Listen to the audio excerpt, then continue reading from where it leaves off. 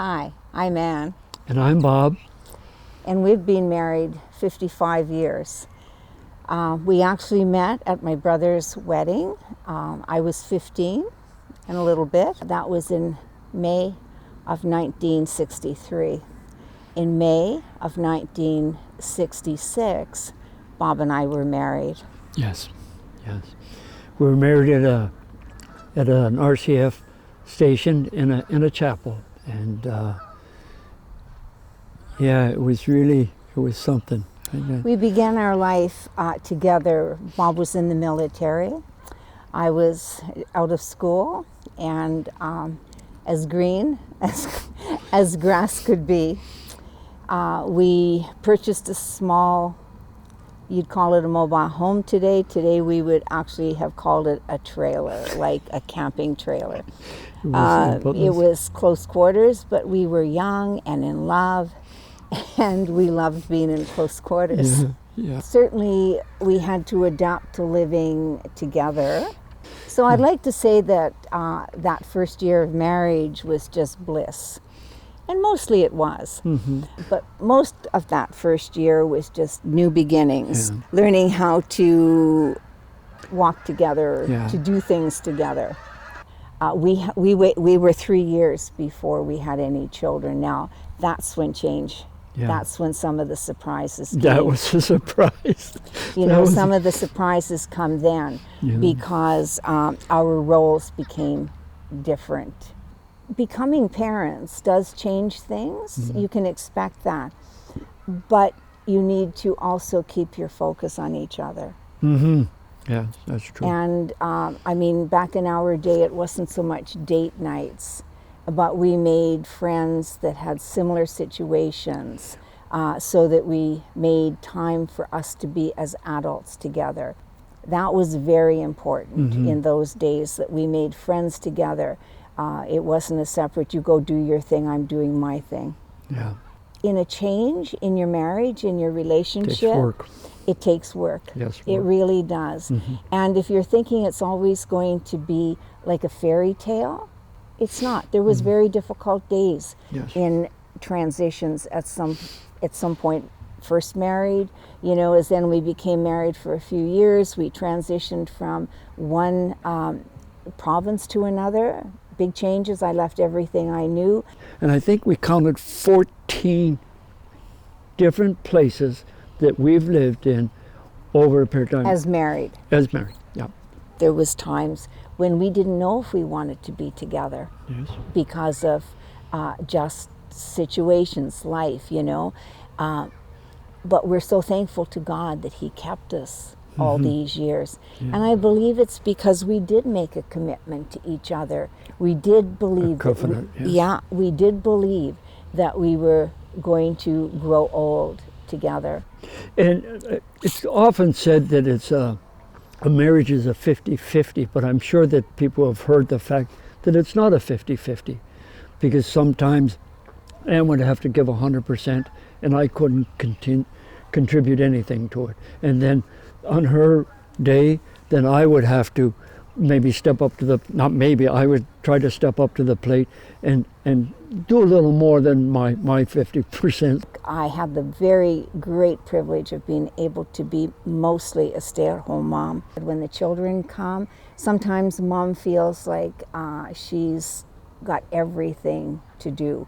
But what I loved about Bob was that he was always there on the weekends. He worked hard. He was a hard-working man in his job. He gave his military career 100%, but he also gave his family 100%.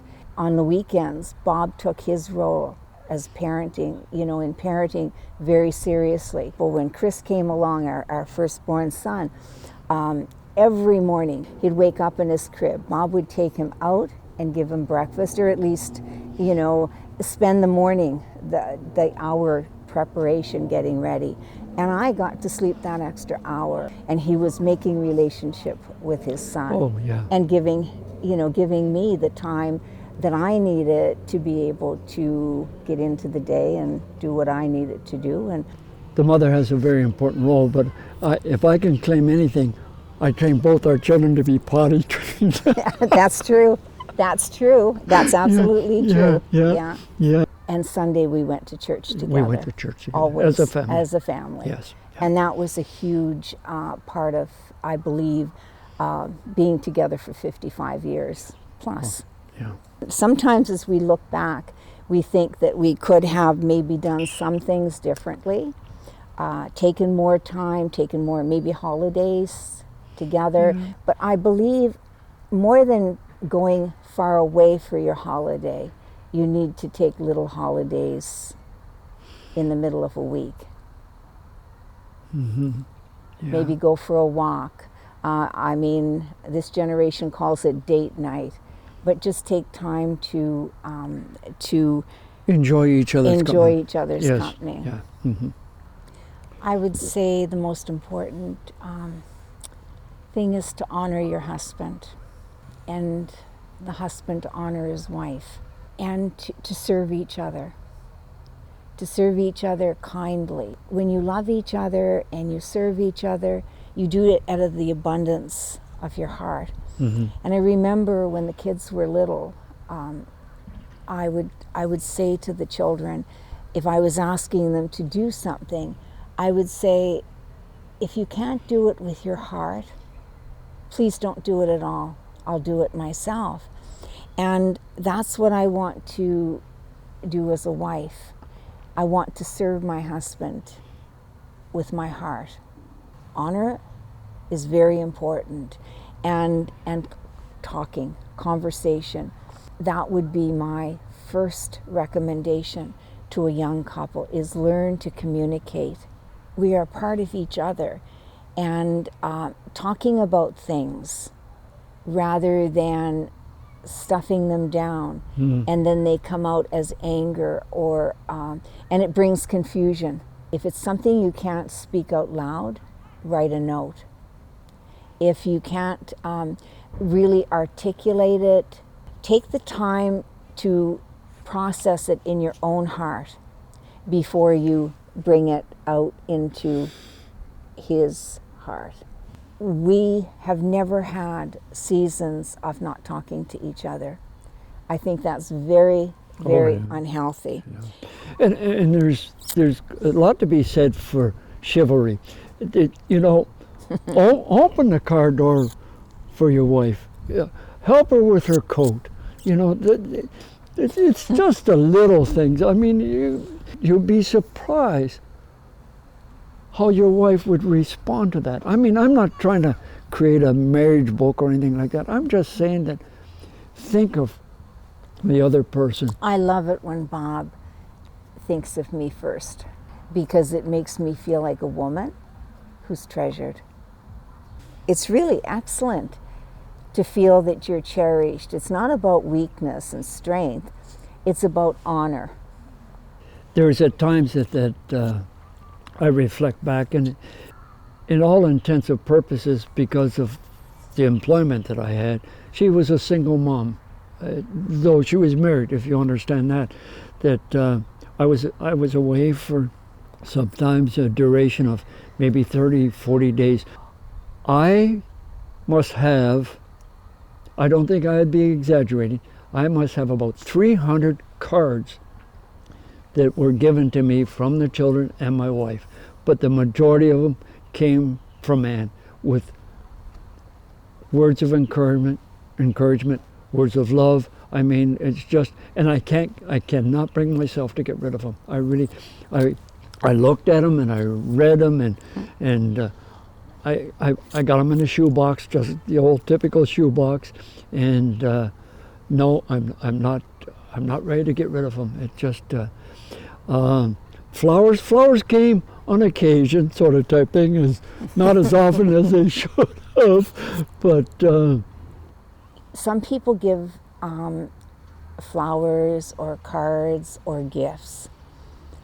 I believe for me, the greatest gifts that Bob gave me was the freedom to pursue my identity, I think you would say, outside of being a mother or a wife. Because, as you know, I was 18 when I married Bob.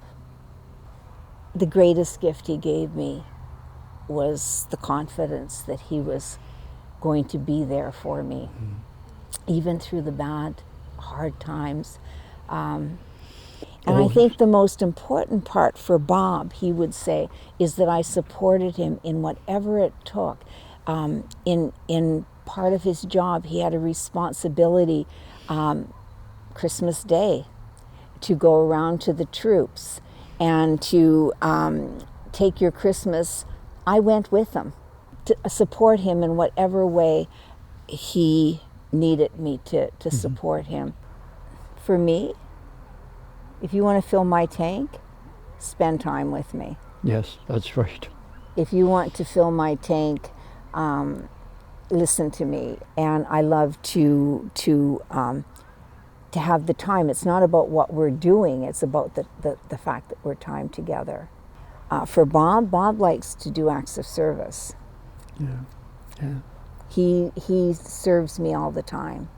You know, he'll build things, the kids even, way back when we didn't know about love languages, but he would fix their toys. We never had to throw things out because if it got broken, he would fix the things. So at times, it felt like I wasn't getting enough time from him. And in that, I would feel that I was missing something. In that, I came to recognize that Bob's love language to love me was to serve me. He was always there to make sure that things got done. The potty training, yeah, the fixing. There's confusion that comes in that too. When we focus, again, on our own needs, but don't recognize what the other person is giving. Yeah. As their love language. It's communication. What makes you feel good? What makes him feel good? And it's again what Bob said, it's not always a 50-50 thing. It's 100% all the time. It's about the other person, putting the other person first. I have frustrated him over the past couple of weeks though. Oh, same. Because I've cried a lot and he doesn't like to see me cry. I don't like, no, it breaks my heart. But even in that, you know, that was an interesting thing too. He doesn't like to see me cry, of course, because he wants to fix it. That's his love language, right? But he's realized over this past time, it's enough just to hold me. It's enough just to be kind to me, to give me the space. It's sometimes just the space I need. And in the same way, when he was frustrated or trying to do something or working something out because he had a feeling, I had to give him the space to go out and cut the grass and do things that didn't include me. We're learning, and I'm expecting in this next season we're going to do it much better than we have in the past, say, 20 years. One of the things that we've started to do recently is just early in the morning to reach out and take each other's hand. I mean, let's face it, the intimate part of a marriage is very important. Oh, yes. The sexual part of it. Again, those are rhythms that you learn. From the beginning, there needs to be communication. The intimacy of a couple is very important, whether there's no children or whether there's children, whether you're empty nesters or whether you're older. Intimacy comes in different ways. The breakdown of the word intimacy, into me see. That's truly what intimacy is. And it's allowing the other person to see the good, the bad, and the ugly within you. And for the other person to feel safe enough to be able to do the same thing. Mm-hmm. And you might call that communication, but it is creating a oneness. It's about creating a relationship that can't be broken. There's a lot to be said for just holding each other. There's nothing that it has to be go anywhere, doing. There's a lot to be said for just holding each other in each other's arms. I've heard it said that the skin is the biggest nerve of the body, and so if you think of it in that sense, that it's most important just to hold each other. In good times, bad times, crying, laughing, just hold each other. There is so much reward and benefits there, I tell you. I'm just remembering about is eye contact. Across a room, a lot of years ago, it would probably, I was very young, I was so embarrassed that this young man kept on looking at me. And I didn't know what to do, so I winked at him. And that was the beginning of a lifetime of looking into each other's eyes. I can look at Bob and I can tell if he's upset. I can tell if he's excited. I can tell if he's having a bad day. Yeah. But we can also look at each other across the room, and we know that we're one. We're connected. We know that we're connected. That yes. Yeah. So winking is pretty important in our life. Yeah. She winked at me the other day. We were separated at a table, and she gave me a wink, and it brought back just great memories. Mm-hmm. Yeah. Creating little things that are personal just to you. You see, other people wouldn't know what that meant. We're telling you secrets now.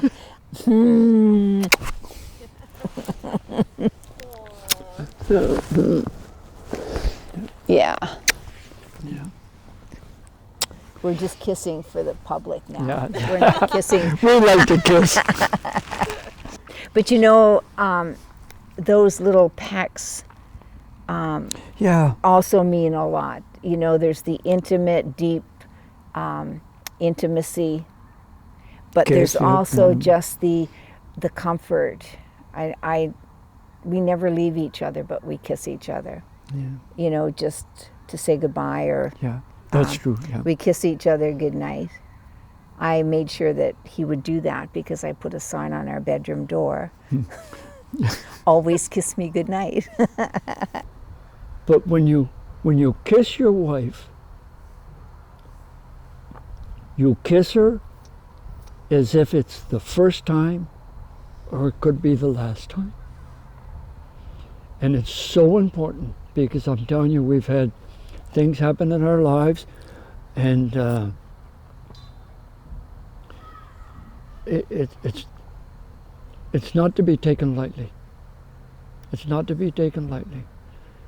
So if I could say anything to the man, that you kiss your wife as if it was the first time you kissed her, and you kiss her as if it could possibly be the last time.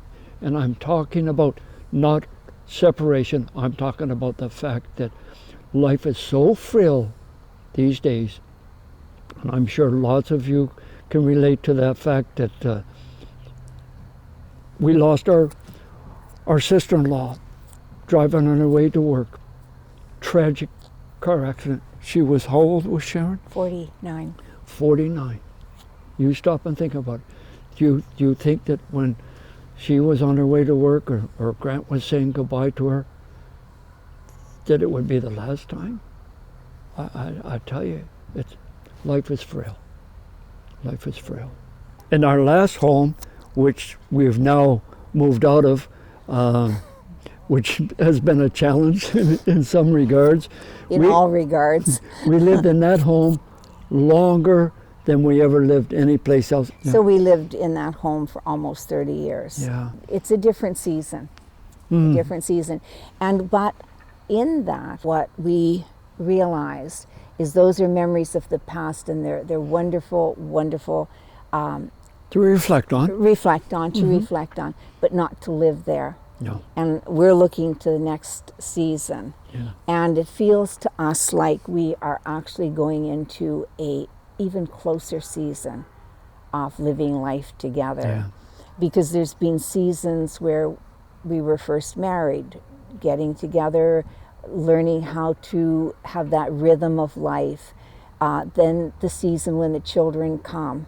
And then there's the season of the empty nester, where you try to figure out what the rest of your life is going to look like.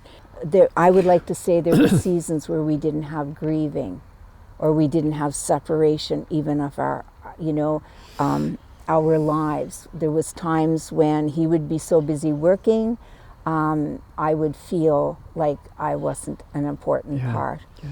Or there was probably seasons when Bob felt like I was too busy with the kids, or too busy with ministry, or too busy just being me. But we're so grateful that we've been able to go through those seasons, because I believe what that was is our commitment at the beginning is what's really carried us through to the end. I remember when we were young, married, no kids or anything like that, I came across a poem and I sent it to Bob. And the poem in the essence is, will you love me when I'm old?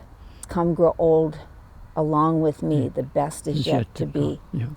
I've decided for Bob and I that we're not going to get old. We're going to age. And I'm feeling, Bob and I have talked about this recently, we're going to begin to dance in the kitchen. We're going to begin to dance in the kitchen again. Yeah. And we did that in our old house, our old home. In our new home, we're going to just rock that place. Yeah.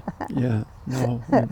We used to love to dance together. That was one thing that we really found we enjoyed. My saying is, if you think the grass is greener on the other side, you start fertilizing your own yard. Grass might look greener over there, but you better start fertilizing your own yard. Yeah. It's worth working out your situations. And it does take two in the end. I know that sometimes two people won't work on it, but somebody has to start. Somebody has to make a decision that it is worth working on. Somebody has to say sorry first. Somebody has to make some changes first. Often it makes a way for the other person to say, yes, it is worth it. And it really is worth it. Mm-hmm. Bob and I have lived a lot of years together, and all those years have not been perfect. Our life today is not perfect, but every day we choose to love each other. Every day we choose to forgive each other.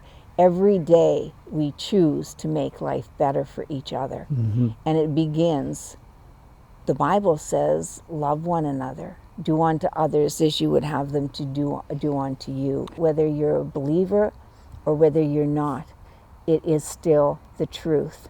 Honor each other. Honor each other with your words. Honor each other with your bodies. Honor each other with your finances. Honor each other with your whole life. And that is going to bring a connection that will carry you through every situation. Just be patient with each other. Mm-hmm. Just be patient. You know, if it's a little tense or hot, maybe just go to another room or whatever. But be patient. But don't stay away long. No. That's what. If you stay away too long, that's not good. There's no shame in saying, I'm sorry, I messed up. I messed up. I did it wrong. I ask you to forgive me and give me a little bit of grace. But it's not hard. When it comes from the heart and you truly are sorry, the words come pretty easy and they can be felt and they know that you are truly sorry. And it's worth it. It really is worth it. Yeah. I wouldn't want to be with anybody else in the whole world other than Bob. And I can say in this last chapter in selling the house and getting rid of memories, it's made it even more important to us to be together. I feel closer to Bob today than I did last year. And I think that's a good thing. You feel closer to me? I do. You better say that. This last season of our life felt like a closure. And it would have been really easy for us to say, there's nothing ahead. But we're at the stage where we're now saying it's going to be the best of the rest of our life that we're going to live. We're going to live intentionally for each other, but not just for ourselves, but for others. So whatever that's going to look like, that's why it's important we just don't run out and buy any kind of a house. That's why it's important that we begin to dance in the kitchen again, to laugh at the silly things that we do, because sometimes, we lose keys and get all in a fuddle when we find them that they were actually just in our pocket. Those kind of things. We feel like we're going to learn how to live again, how to laugh again, how to take the best of every day. Yeah. God is blessed. It's only been God that has kept us through some very, very difficult situations, relationally, family-wise. But I never thought that I would live to be married 50 years. And here we are, heading on to 56. 56.